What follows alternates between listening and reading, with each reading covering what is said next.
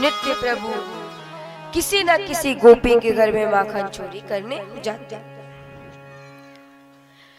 अब महाराज देखिए, नंद बाबा के यहाँ 9 लाख गाय है और इतना माखन निकलता है कि जिसकी कोई सीमा नहीं। लेकिन गोपी के मन में यह अभिलाषा रहती है कि लाला मेरे घर भोग लगाए। तो अब लाला ने ग्वाल वालों को एकत्रित करके एक मंडली बनाई जिसका नाम रखा बाल गोपाल माखन चोर विद्या मंडली, और खुद उसके मुखिया बन गए। अब किसी ना किसी गोपी के घर में महाराज रोज चोरी करने जाए। एक दिन गोपियां मैया से शिकायत करने आती है। सुखदेव जी कहते, परीक्षित इन गोपियों को साधारण गोपियां मत समझना, ये साक्षात श्रुति स्वरूपा है।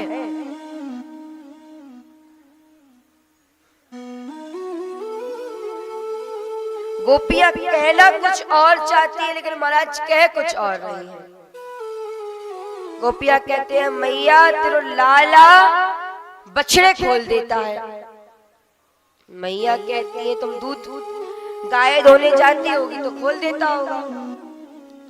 गोपियां कहती है, नहीं, क्वचित समय, किसी भी समय।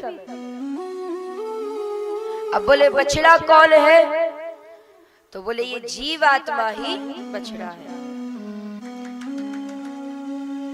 और उस जीव आत्मा को किसी भी समय खोल देते हैं भगवान, यदि कृपा करे तो। मैया बोली, गोपी तू डांट दिया कर। गोपियां बोली, वो भी करके देख लिया। डांटो तो महाराज खिलखिला करके हंसने लगता है, तो मेरा गुस्सा भी शांत हो जाता है। अब एक गोपी बोली, मैया तेरो लाला आता है और माखन चुराता है। मैया बोली, गोपी नेक सो लाला है, तेरो कितनो माखन खाएगो? अरे जितना खाया करे तो मेरे घर से ले जाया कर। गोपी कहती है, मैया लाला माखन खाए मुझे को कोई दिक्कत नहीं, ये खुद तो माखन खाता है, अपने साथ ग्वाल वालों को लाता है, उन्हें भी खिलाता है, फिर भी बच जाता है तो बंदर को खिलाता है। हमारा जब बंदर भी नहीं खाते तो कहता है कि कितना बेकार माखन बनाया है कि बंदर भी नहीं पा रहा, और जो माखन बचता है वो मेरे पूरे आंगन में लीप कर चला जाता है, और सारे मटके भी फोड़ देता है। मैया बोली, गोपी तुम माखन को ऊपर रखा कर, तो ये पहुंच ही नहीं पाएगा। गोपी बोली, मैया ये भी करके देख लिया। ये पहले नीचे 4 ग्वाल वालों को बैठाएगा, उसके ऊपर 2 ग्वाल वालों को बैठाएगा, और फिर सबसे ऊपर खुद चढ़ करके माखन खा जाएगा।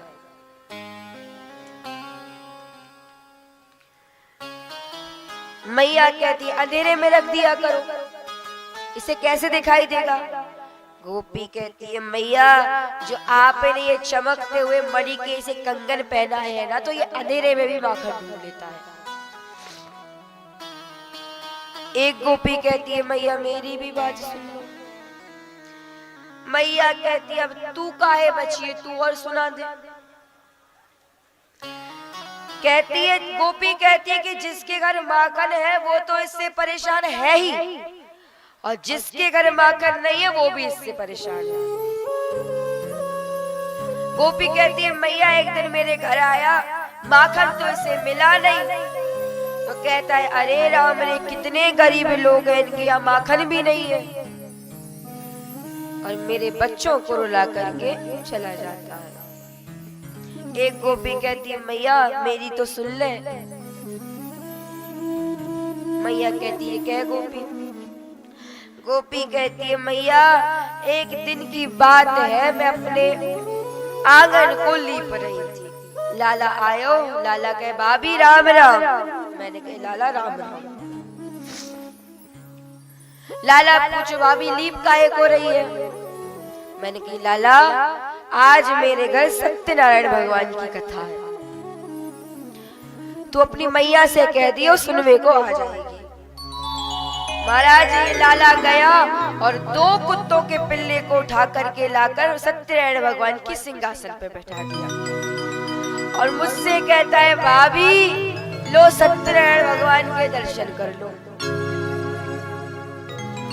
महाराज मैंने पूरा आंगन फिर से लीपा। एक गोपी कहती है मैया मैं एक दिन अपने पति के साथ सो रही थी, ये मेरी चोटी और मेरे पति की चोटी को दोनों को आपस में जोड़कर चला गया और पीछे से कहता है हौवा। अब तो महाराज मैं एकदम घबरा करके उठी, मेरे पति इधर खींचे मैं इधर खींचू। मेरी सास कहती बहू काहे बाबरी है रही है? अरे वो नंद रानी यशोदा को लाला आयो तो तेरी छोटी बांध गए, कोई हुआ बउआ नहीं है। गोपी कहती मैया तब जाकर मेरी सास में सास आई। में एक गोपी रहती है प्रभावती, ये अपना नाम बढ़ा लेती है कि मेरा नाम प्रभावती है, यदि वो नंद को छोरा मेरे घर चोरी करके बताए तो मैं जानूं।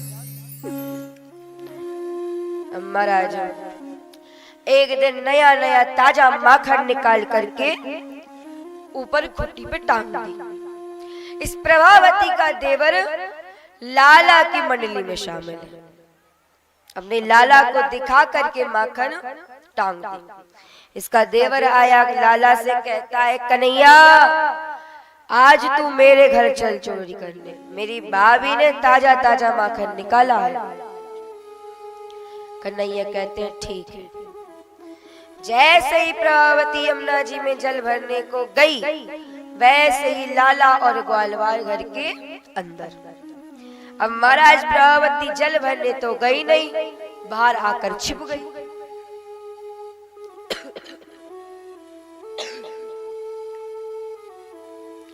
तो लाला पहले 4 ग्वाल वालों को नीचे खड़ा किए, उसके ऊपर 2 ग्वाल वालों को और सबसे ऊपर स्वयं खड़े हो गए। अब एक हाथ माखन की मटकी में डाले और सभी बंदरों को और ग्वाल वालों को खिला दिए। और जैसे ही स्वयं के लिए माखन निकाले वैसे ही प्रभावती आ गई। अब महाराज प्रभावती को देख करके सारे बंदर और ग्वालवाल भाग गए। प्रभावती कन्हैया का हाथ पकड़ी और कहती है तेरी मैया नहीं मानती ना कि मेरा लाला माखन चोरी नहीं कर सकता, आज तो नंगे हाथ लेकर जा रही हूँ, आज तो यशोदा मैया को मानना ही पड़ेगा। महाराज जो लंबो घूंघट करके महाराज एक हाथ में लाला को हाथ पकड़ के जा रही है, नेक देव दूर गई। लाला कहते भाभी नेक मेरे हाथ तो देख लाल पड़ गए हो, दुखन लगो, तो एक काम कर यो हाथ छोड़ो यो वालो हाथ पकड़ ले। अब जैसे ही प्रभावती इस हाथ को छोड़कर ये वाला हाथ पकड़ने को गई, लाला प्रभावती के देवर का हाथ पकड़ा दिया। प्रभावती नंद महल पे पहुंची, आवाज लगाई मैया, अरे ओ यशोदा मैया, तू कहती थी ना कि मेरे लाला को रंगे हाथ चोरी करते पकड़ते लेकर आना, तो देख आज मैं तेरे लाला को पकड़ना ही।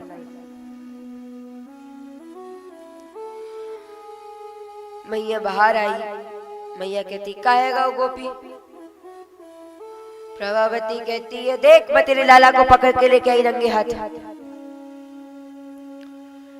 यशोदा मैया कहती है प्रभावती तू बाबरी है गई है, जरा घूंघट उठाकर देख तू किसका हाथ पकड़े है। महाराज प्रभावती जैसे ही अपना घूंघट ऊपर की ओर देखा तो महाराज उसका देवर था। प्रभावती कहती अबे तू कहां से आ गया? प्रभावती समझ गई जब हाथ चेंज हुआ था ना ये वही कुछ घोटाला हुआ है। इतने में महाराज नंद महल से आके मीड़ते हुए लाला बाहर आए। यशोदा मैया कहती हैं, खामो खा मेरे लाला को बदनाम कर रही है, देख अभी सो के उठ के आए हो है। यशोदा मैया महल के अंदर चली गई। कन्हैया कहते हैं, भाभी हमसे तो बचकर ही रहना, इस बार तो आपके देवर का हाथ पकड़ाए हैं, अगली बार हमसे चालाकी की तो तुम्हारे खसम का हाथ पकड़ा देंगे। महाराज इस प्रकार से लाला लीला करते हुए बड़े हो रहे हैं।